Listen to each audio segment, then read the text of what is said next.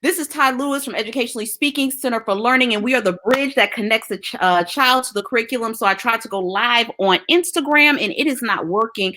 I want to make sure that all of my platforms get this amazing information, but it's okay. You know, we can always upload technology into YouTube later. So I have a special guest to meet with me today, and I am so excited.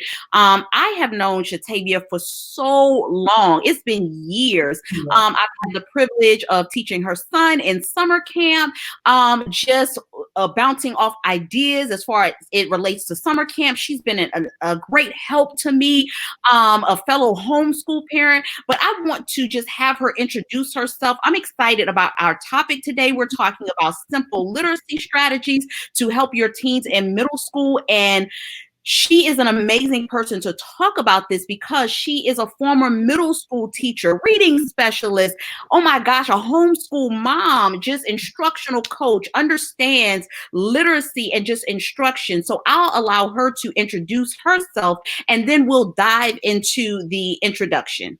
I'm sorry, into the interview. Yeah. Okay, let's go.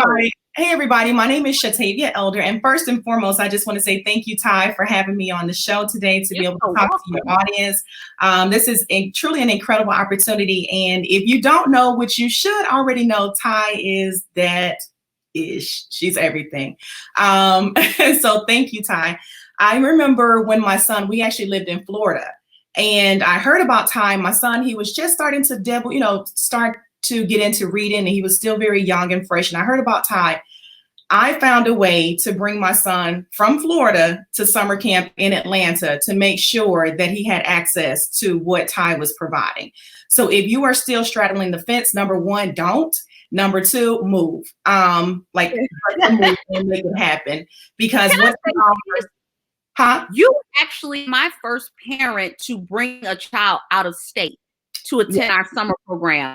And after you, I've had clients come from North Carolina. I had a child come from California 2 years. Yeah. And you were my first parent that actually said, I'm stepping out and I am bringing my child from another state to attend your program.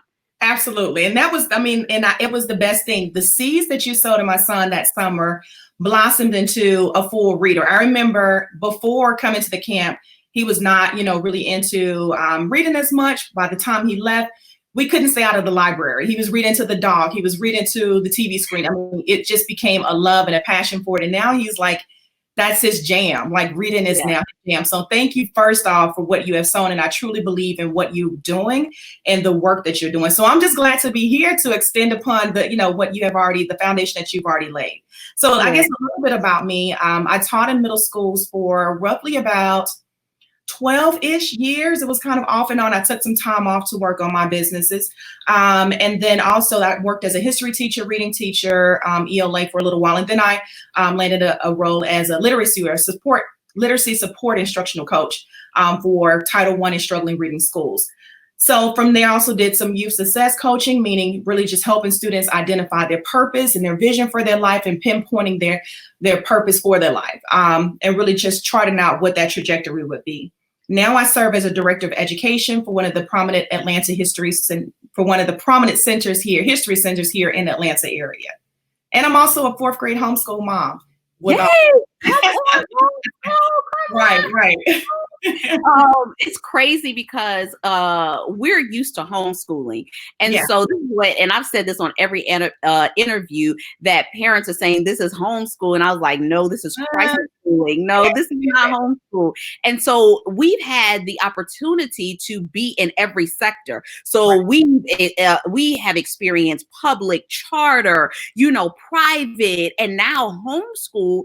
And so I see the value in every sector, and then I know what's best for us right now. And so many people ask, what are you going to do next year or the year? And is your child going to be homeschooled forever? And so what I tell people is, first, I pray on everything. That's number one. And number two, we don't know. It's year by year. And so for us right now, homeschool benefits our family because of our family schedule. And again, what's going on now could never compare to homeschool and the beauty and the joy of, homeschooling. And so today we're going to talk about literacy. One of the things that people know if you follow me is that literacy is, just like you said, my jam. It is the thing. And so I talk about literacy, and I have people come and say, well, do you tutor in math? And I'm like, duh, yeah. But they hear me talk about reading so much because reading is the foundation for every subject. And so if a child has a deficit in reading, they're going to have difficulty in math and social studies and science because reading, again, is the foundation for everything. The other day, statistically, when we talk about, reading, I posted on my social media that if a child is not reading proficiently by the 3rd grade, they're 4 times more likely to drop out of school. If a child is not reading proficiently in the 4th grade, that is an indicator of how they build prisons for that child from that grade level. And so when you think about this, the tie to a child's reading level and building prisons, what does that what does that say to us about literacy? Like, how does that, yeah. Let's talk about that. Yeah. So, and honestly, that was the #1 statistic that made me get off my behind in Florida and bring my son to you that summer. Because I knew if I didn't catch it at such an early age, I was going to at some point have to pay for it later on. And so when I think about that, it's like I have to make the investments in my child now so that I can afford these opportunities to him later on a different level, a different spectrum. And so that is exactly it. That is the exact same scenario that was placed in my head when he was 4. I think he was like 4 years old.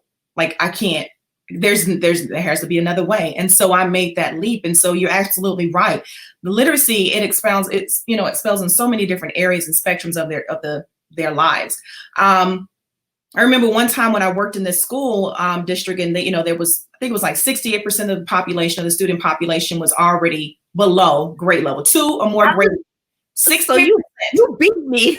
I was about to ask you, like, what is the percentage of students in middle school that cannot read or are below average? In this particular school, it was 68% of the students that were reading 2 or more grade levels behind. And when you think about that, they weren't just struggling in reading. They were struggling in math. They were struggling in science. They were struggling socially. Like, there were so many other factors that really started to spiral into just this deficit of reading. It hindered them in so many areas. And so my thing is, if we're able to tackle that literacy deficits at some point, and even if we missed it at an early age, it's never too late. It's never too late. But if we're able to tackle that and really pay attention to what our students need, our kids need, our babies need, we can definitely turn that around for them. Yeah. So what are some strategies that you've seen in the school system? I'm sorry. Okay. Technology and a dog. This is what happens when you are at home. I'm sorry, that's the garage, people. This is so just yeah. Perfect day.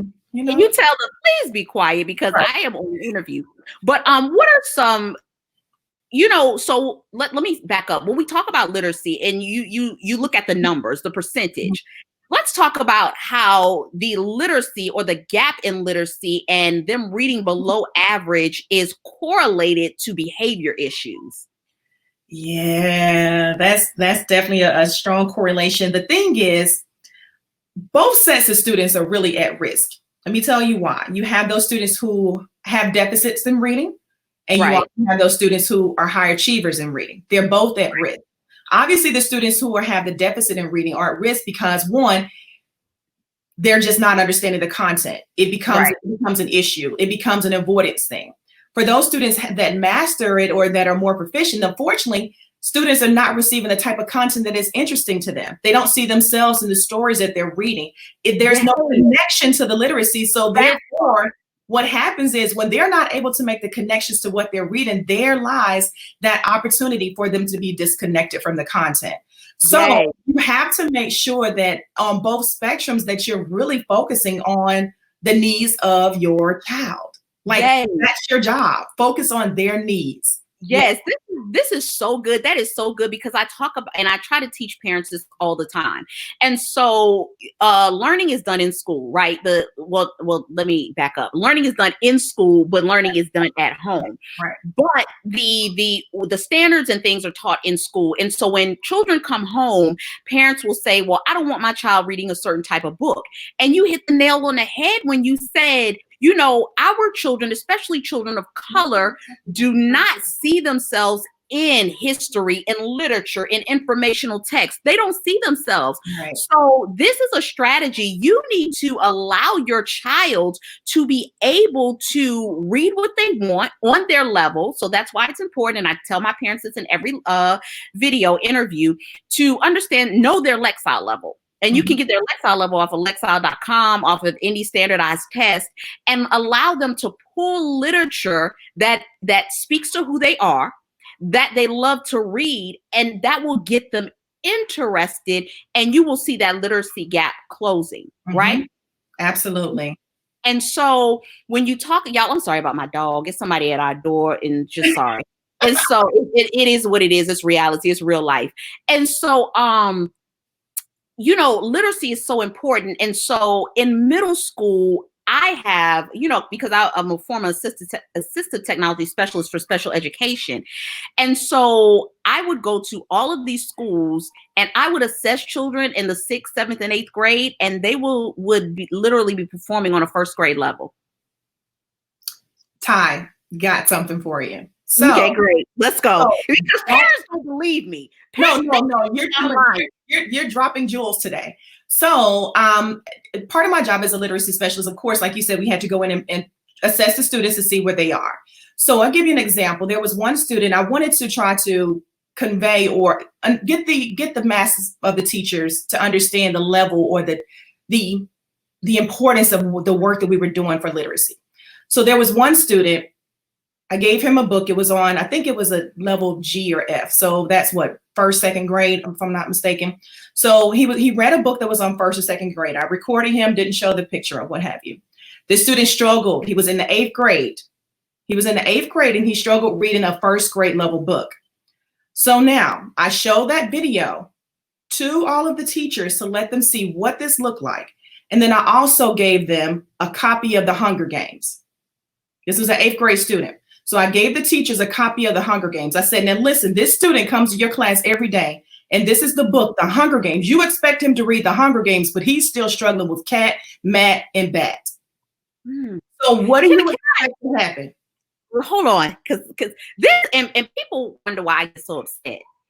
And I'm listening. So I work on the elementary level, and even though I teach reading up until 12th grade, and hearing you as a middle school teacher and then having my expertise, people always listen to me from an elementary perspective, even though reading encompasses, you know, from K through 12. And so you're saying a middle school child, 8th grade, cannot access text on a middle grade level. And I'm telling you that they're performing on an elementary level. And watch this, when you talk about, you know, RTI and pulling children for EIP, because they don't believe me. Are they really? Because I want you to answer. Okay. We've never had an interview before. Right. Are they really in EIP teaching children according to their deficit, or are they teaching them on the grade level in differentiating instruction? You tell them. I'm not going to keep telling them. Okay. So the truth of the matter is, their deficits are not being met. They're not. They are simply giving them what. Say that again. And it's hard, but I'm not in schools anymore, so I'm free from it. Listen. I'm not either. Okay, so y'all listen to me. So you have me, I'm preaching this every day. And then you have someone who's never been on an interview with me, and we're talking. We're having a in-depth conversation, and she's telling you when your child is in IEP, even though they have the test and the data, they are still not. They may have identified your child's deficit, but they are not teaching according to the deficit. They're teaching according to the standard. There is a difference. Your child cannot access the standard if they're not making sure that they are honing in on the child's deficit. Guys, we have to be clear. We have to, and I have wonderful RTI specialists on my timeline who are in the work. But the truth is there aren't that many phonics programs in the school if it's in the school. Let's be clear. And so when you talk about an 8th grader who has a deficit, good morning, in phonemic awareness, which is the first area of reading, and that looks at A. The A is the letter, and then A says ah, and a child doesn't know that A says ah in the 8th grade, the deficit is in phonemic awareness. So how can they comprehend, which is the 5th? You can't skip areas of reading. Right. So you're teaching a child a standard and say, okay, today the standard is inferencing, and then you give them, okay, the Lexile level on the text maybe 870, and then you bring it down to a 470 Lexile level. The child still cannot read the text. They're still missing it. And that's the thing. They will still miss it. Now, you may find some pockets, and I will say you'll find some pockets of schools where they are doing their best to meet the deficits. Yes. But the fact of the matter is, one, time. They don't have the time to do it. They don't. 2, resources. They don't have the resources to do it. You may find some of the phonics support, you may find some of those programs in certain schools, but they are very limited, and the access to them is extremely limited. That is not a lie. And y'all can get mad at me because I don't care. The teachers that are teaching it. Yeah. Oh, that's Do you know how many teachers sit in my professional development and don't know the sounds of the alphabet? Okay. Yeah. And this is not, I'm an educator. Again, I have amazing educator friends, but people will tell you, I don't know how to teach reading. Teaching reading is a gift. Teaching reading is not opening up a book and recalling words and then asking questions. That is not reading. That's not reading. Right. And so, y'all, okay. So you're hearing it from Shatavia.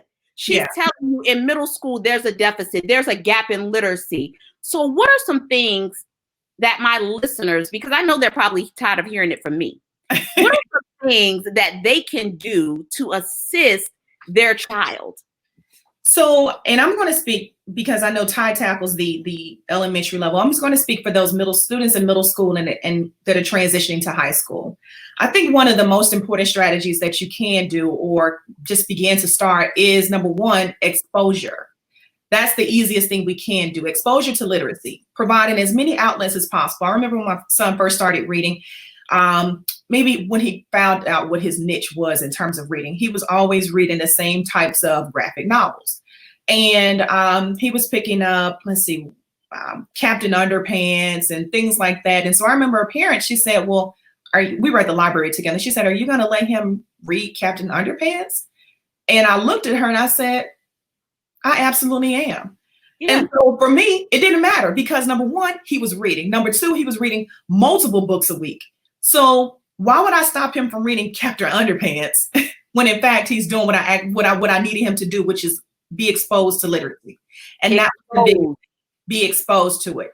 Now we're at a point where I can increase or I can, show him different genres of literature. And then also like he just finished The Alchemist, 4th grade.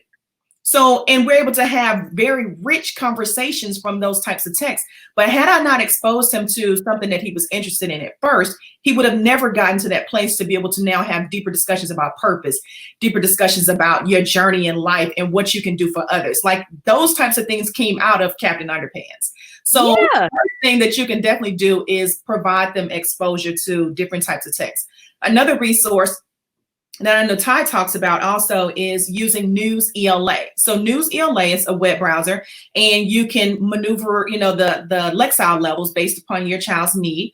And it's just a great resource because one, they're seeing text that is something applicable to them. And it's popular, it's about different current events that may be happening today, and they can create storylines off of that. There's different lessons and assignments. So that's another resource. And one that I really like, it really is. I love it. And so one thing that we're doing now is blogs. So writing blogs, sometimes you have kids that just, have to get their thoughts out. Just write those out and turn it into a blog. And kids always love to post things. And so now what I'm doing, like with my son, we're turning those blogs into podcasts because now he can create a community. So how do you now get them to embrace all sections of speaking, literacy, reading? I'm gonna fight you because that's what I was about to say. Right. How can you now bridge that with all of those concepts that you have to, that we're supposed to be working towards in something that they really enjoy? Don't give them, some other book that they're just totally disinterested in. Allow them to walk into that and give them the grace to figure out what is their thing. Right. I love what you said. And I love the strategies that you gave because a lot of our parents are struggling right now because they don't know what to do. And they're like, okay, I have this work, but I don't know what a standard is. I don't know where to look. Mm-hmm. And so what we have to do is make sure when we're having these interviews or when we're talking to parents that it's relatable. Okay. Because a parent can't understand a standard, but they can understand you saying, listen, my child loves Captain Underpants. And in addition to him reading, he's also writing. And so we're writing about the story. And in addition to him writing, he's also creating a podcast, which is excellent. Okay. Allows him to dive deeper and it's critical thinking. So he's creating. And so what you did is you just hit 3 standards: reading, writing, okay, and speaking, which are required. And no, you didn't, quote unquote, pull a standard the student will be able to write. You didn't do that, but you did expose your child to reading, writing, and speaking. You did accommodate them based on their learning style. And so this is the type of teaching that we're asking you to do at home right now that will benefit your child and you in the long run and give them the ability to be a creative, in their own right, and allow them to create things that could potentially start businesses later on. So here you are, you're creating a new student and giving them outlets to learn that is opposite of them sitting behind a desk and doing paperwork doing work with paper and pencil all day. So this is so important. That is so relatable and so good. It was so good. Yeah, and I think that's the biggest thing, especially, and I want, parents to understand, like, I know you're receiving a lot of work from the schools. You're receiving a lot of, maybe networks and things that you need to do, but also think about the needs of your child. At some point, you have to be willing to separate from things that are good and things that are right. And at the end of the day, the right things trump the good things all the time. So what is the right move that you have to make for your child? What do you need to do to really facilitate this love of learning inside of them that will withstand whatever they're sending to you digitally on Google? Like, I'll never forget, like, first of all, our children should not be doing worksheets, like 50 worksheets. That's the bottom line, because that's not a good practice. Okay. It's trash. And so I'll never forget, my daughter came home when she was in charter school with public school with school with a packet like this thick over spring break. And she was like, "Mommy, we have a packet." I said, "Oh, that's so nice. Now go put it in the trash." Exactly. I meant that thing. Right. I meant that. Go put it in the trash, because this paper, it has to, and so let me say this too, because during this crisis schooling time, teachers are so overwhelmed. So I'm praying for my teachers. Absolutely. I have a lot of teacher friends that are like, I cannot do this. And my husband is a teacher. Okay. Yeah. I cannot do this and then teach my children at home and blibbity blah, so on and so forth. So they're having difficulty as well. But sending home papers and not being intentional about the work, Mm-hmm. I'm not saying that we can't do paper pencil, but what I am saying is we must be intentional. And so if that's one assignment a week, but that assignment covers literacy, math, science, and social studies, and it's intentional and relatable, that is amazing. That is good. Instead of just saying, okay, we're at the end of the school year, let's just send home a packet. No, that's not. We're not going to do that. No, that can't work. That's not going to work. So you're the director of education at the, Atlanta History, the museum. Uh-huh. And so what is some of, the work that you do there? Let's talk about the work, because you being a reading specialist, instructional coach, a former history teacher, like all of these things are working together. How are you able to implement literacy into their program? Wow, that's a great question, Ty. So it actually comes, I think, because I haven't been there as long, things have shifted, of course, with this pandemic. But for the most part, it comes naturally in terms of embedding the literacy into the work that we're doing. But now that this focus has turned online for us and digital, there has been opportunities for us to now be creative. So now we're thinking about how can we help students become digital storytellers of history. So you're still embedding the literacy, but you're also giving them opportunities to create this. You may have students that are more artistic than others. They can do music, whatever their gift is or their strengths are, to be able to embed it within literacy and then create a product based off of that. So you're still honing in your goal of incorporating literacy, but you're giving them that outlet to still bring in what they do best. So that's what I'm doing even at the History Center now. So it's been different to see. I didn't know that it was going to morph itself into that, but it's been very beautiful to see how that work still merges within what I was already kind of doing in the first place. Yeah.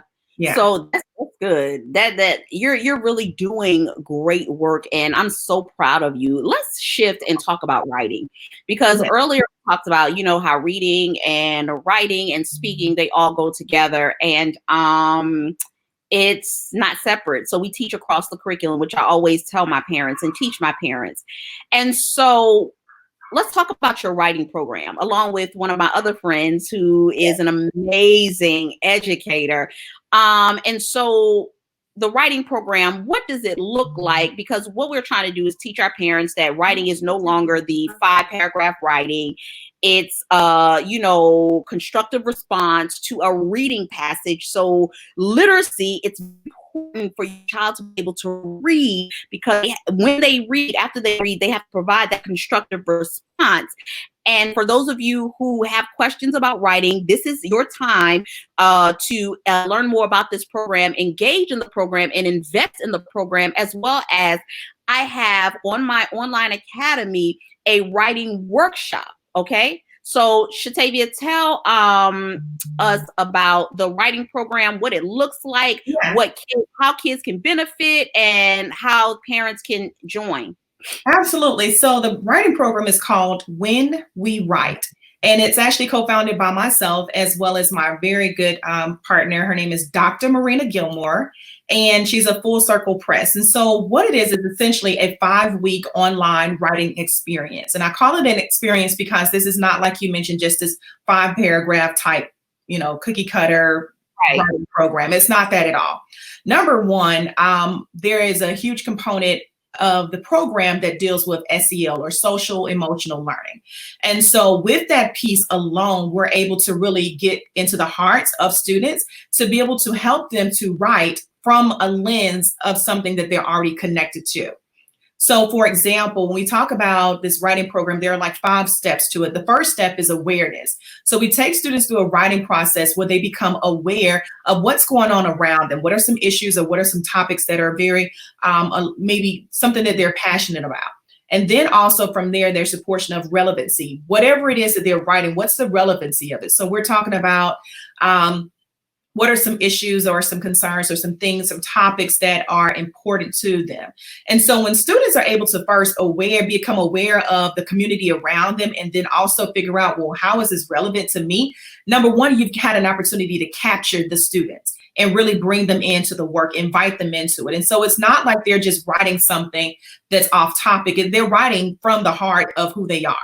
Right. Now, the third piece is the connection. So where do they fit in? So I look at this holistically, because you really want to focus on, well, let's say if their topic is, gosh, let me give you a topic. Let's see if they had a topic of immigration. Okay. So whatever their topic is, or whatever their topic is, and how are they connected to it? How do they fit in?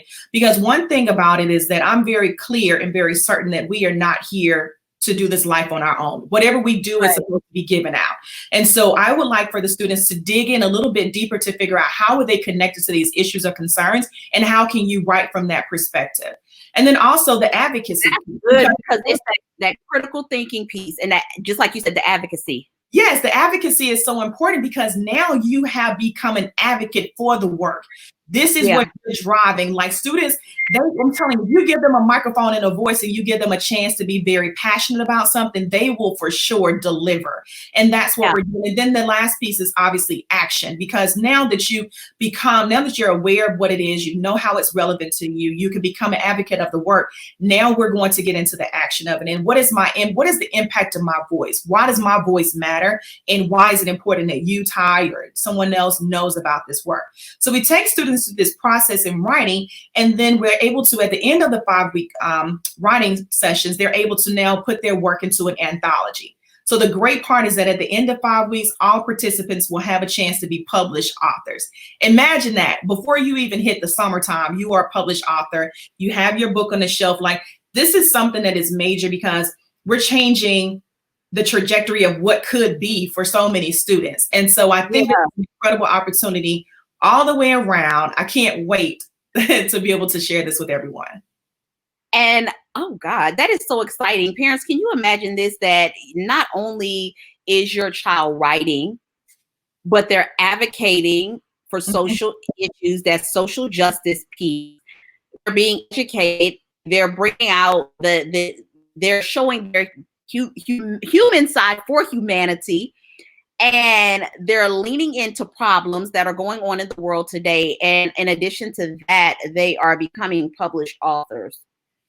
And I can speak highly. I am a published author under this company. So I have my book, and the process is amazing. It's seamless. Right. Amazing. Yeah. So the kids, they'll have their own community. And of course, they'll have 2 coaches, myself as well as Marina, who would just walk them through this process. And I'm excited, because I know what the possibility means. I know what the outcome looks like. I know that this is going to definitely, it's a seed that is being, sown into the ground to now create this forest. And so I just love the opportunities that will come out of this. And I can't wait for y'all to see the anthologies. Like, I'm excited. What does the class look like? Like, how many times do the children meet? What does that look like? So we meet every Tuesday, and it's online. It's 90 minutes. There's a portion of the class where we have whole group, and then we also do some breakouts within the online platform. So students will have an opportunity to collaborate with their peers within this 90 minutes. And this, again, it's all online. And so it's through Zoom classes. They'll have writing prompts. We have class discussions. We celebrate. There's a culture of excitement, a culture of understanding, a culture of challenging each other, and just transparency there's there as well. I love that. So how can parents contact you about this, or look at the cohort? Into the cohort. So the cohort, we actually start on Monday, next Monday. You can find more information at whenwewrite.org. Again, that's whenwewrite.org. And if you just want to email, there's an email link on that website. But if you want to email directly, just reach us at marina@fullcirclepress.org. And again, we start off on Monday. So we hope to get a couple more students in there. And it is a small cohort. So just let us know if you have questions, or if you just need more information about the program. We're more than happy to help you. That's amazing. Is there anything else that you want to just say to parents and pour into them during this time? Because we've talked about so much. Oh my gosh. Yeah. From we talk about literacy rates, how it impacts children, teens, what that looks like, the importance of literacy. Oh my gosh. And then to segue into the writing piece, which for me, if you've been following me long enough, I do not promote anything that I do not vet or know that is excellent. And so I put my stamp of approval on this. And a lot of you follow me and I walk in integrity. And again, I do not release anything that I don't vet and that I don't say yes to. As a matter of fact, you can't even come on my platform to mess with my parents. So this is something that I would advise, especially during this time when you're saying, I don't have anything for my child to do. This is a something. Okay. So we can turn our I don't have anything to now I have something to do. And so this is an investment. Yes. However, we invest in everything. Let this time be a time where you're investing in your child. And so I'm sure that, talk to Marina and I wish that she could come on too, Dr. Marina, but she is just amazing. And so this will be an amazing project. She is very, very passionate about education and equity. You should see our text messages and just our students, especially students of color, that they are doing exactly, and I'll say, because I'm on here, Dr. Marina is white. She's my white girl friend. And so, I mean, my people know I keep it real on here. And so she is just so passionate, again, about that equity piece and making sure our children, are able to access the curriculum. And here sitting with Shatavia, a wealth of knowledge, just experience in the classroom as a leader, curriculum and instruction and reading. And so when you put those two together, I mean, it's priceless. And so I would, encourage you to invest, during this time. Again, this is something for your child to be involved in, and not just involved in, but a product is going to be released because of the involvement. So it's not just, my child is taking a writing class. It's my child is taking a writing class and they are a published author. How many children as a teen can say that? And so when we talk about teen, can you give me the ages? Yes. Starting at the age of 12. So 12 to 18? Yes. Okay. 12 to 18. And let me put Marina's, if you have to email, you can see it on the screen, marina@fullcirclepress.org. Yes. The website again, and it's in the comments, whenwewrite.org. And so again, invest. I would encourage you again to just make sure you're using this time to read with your child. Children do what they see. Listen to me again. Children do what they see. So if they see you taking the lead and loving literacy and encouraging them in literacy, they will do what they see. Not just what they hear, but what they see. So they see you loving on them as they're reading and spending time and asking questions, and they'll pick up that book and they'll stop saying, I hate reading, because now they're reading at a level that the level that they can access. And then they'll stop saying, I hate writing, because you're journaling with them. What do you think about today? What are your feelings on this pandemic? What do you feel about us staying, sheltering in place? And now the governor is opening up the state of Georgia. What are your feelings on that? And let's just not talk about that, but let's journal. Tell mommy how you feel. Tell daddy how you feel. Let's write it out on paper. And it's okay to be angry. It's okay to express your feelings. And once you start approving and affirming them, you will see your child become or blossom into a great writer, blossom into a great reader. And they may still skip over a couple of words, but you're still affirming who they are as a person. And you'll see that love grow. Yeah. Anything else you want to say, girl? I was about to say you wrapped it up for us. But I think the last thing I would say is, as parents, it's okay to acknowledge what we do know and what we don't know. We all have our blind spots.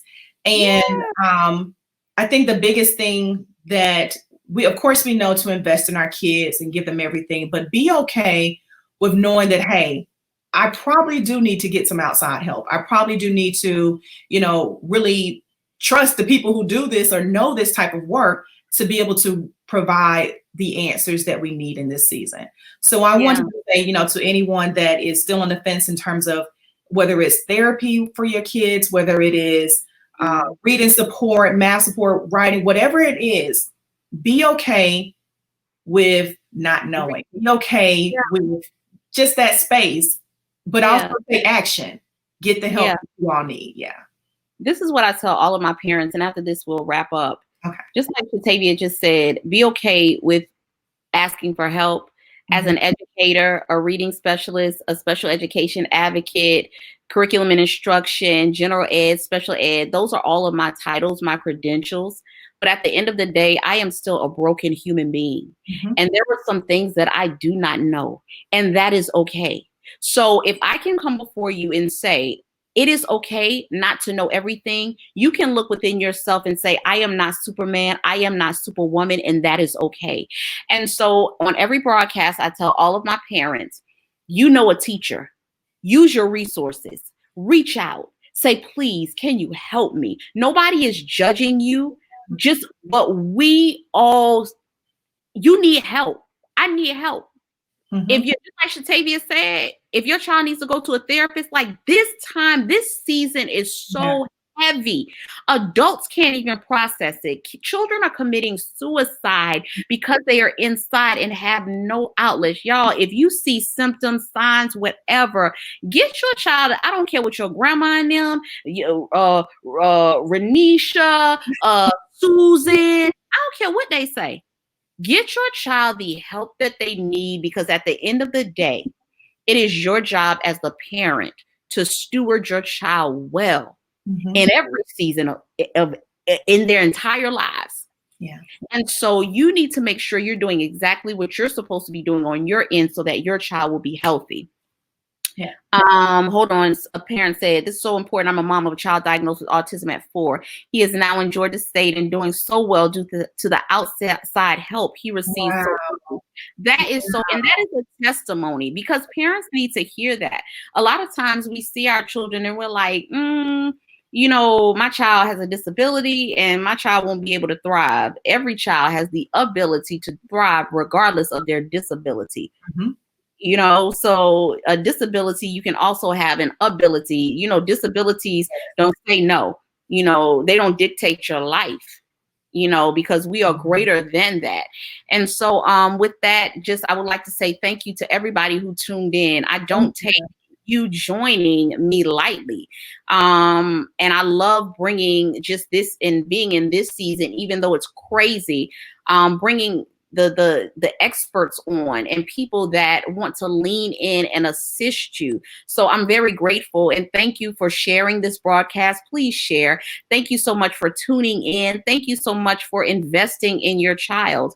Again, Marina at fullcirclepress.org, whenwewrite.com. If you would .org. I'm sorry, whenwewrite.org, and it's in the comments section. If you would like to reach out to me, educatespeak@gmail.com. Please don't forget about the platforms. Make sure you stay social on social media at on Facebook and Instagram at Educationally Speaking. And if you need help, please, we are here. Sometimes it's gonna cost you now. Hey, it is what it is. But we are here to assist you. So thank you guys so much. Thank you, Shatavia. Thank you for having me. Appreciate it. So this will be on my YouTube channel. Because thank you so much. And y'all know, listen, I'm real, raw, relevant. I'm gonna say what I have to say because don't nobody control me. God pays for y'all. He run this show. And so, but I love being open and honest because we've been lied to for so long. And our children have been falling through the cracks for so long. And it stops right here. With me, as long as I'm breathing, it stops right here. And so thank you guys for joining in. Shatavia, you are the bomb. Thank you so much. Thank you. Thank you for continuing to do the work. Y'all invest in your child. I love you guys. Y'all have a winning day. And I hope today is kind to you. Peace. Bye, guys.